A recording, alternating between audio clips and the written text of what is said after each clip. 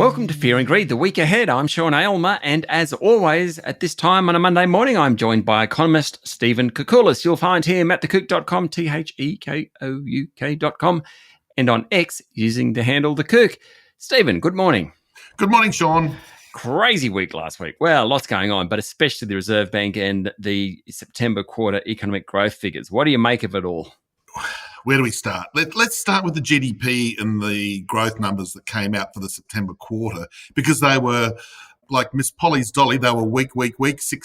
They were not good numbers. They were showing economic growth of just 0.2% for the September quarter after a 0.4% the previous quarter. So really weak sort of stuff. When we look at it in per capita terms, we had a decline of 0.5% in per capita GDP in the September quarter. So the economy is clearly weak. It's weakening.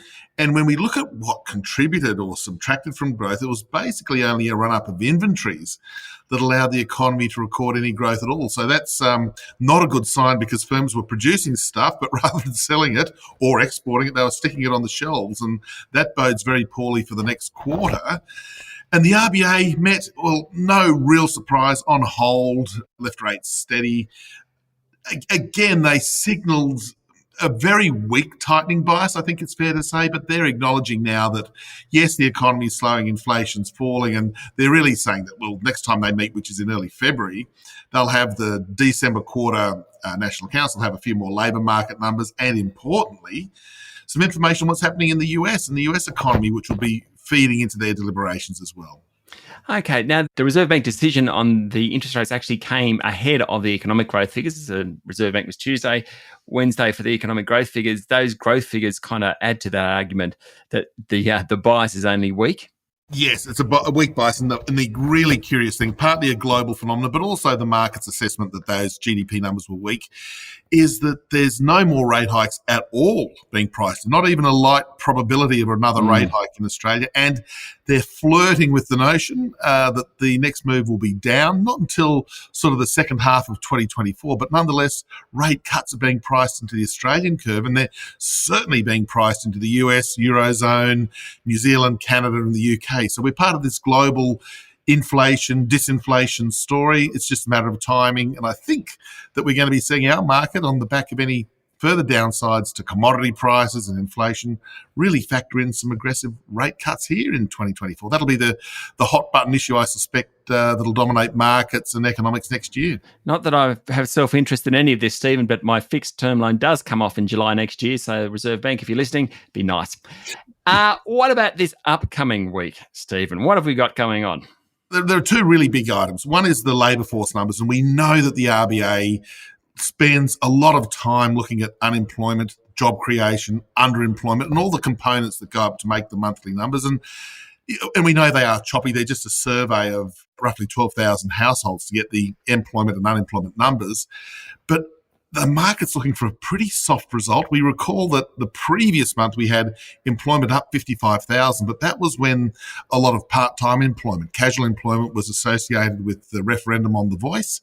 That's expected to unwind in the monthly November numbers.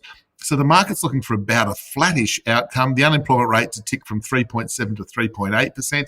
And just confirming what we're sort of seeing in the national accounts, a weaker economy leads to a stalling in employment outcomes, and that leads to higher unemployment. I think we're partway through that process. Any upside risk to unemployment or downside risk to employment will see that rate cut scenario that we were just talking about really get baked into the futures curve. NAB and Westpac are out this week too, the NAB business sentiment and Westpac consumer sentiment? Yes, both out, of course. Yes, they're important indicators too for the economy. The NAB business survey has been a lot more resilient. The business sector's doing okay. They're actually, and it was showing up in the national accounts last week, that they're investing. There's a bit of catch up from the postponement of any capex during the COVID pandemic. They're investing in IT and artificial intelligence. So the business sector is actually holding up reasonably well. So we'd like to see that continuing because, of course, if the business sector turns south, then we've got a greater probability of a genuine hard landing in the Australian economy, recession in other words.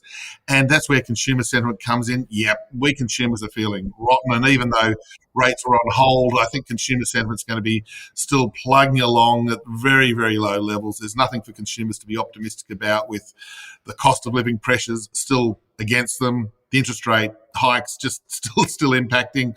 And so consumers, when they're glum, they tend not to spend. And of course, this is the pre-Christmas period where we're likely to see retailers have a very disappointing time at a time when they generally make most of their money. Well, that's a bit of a downer to finish the week ahead show on, Stephen.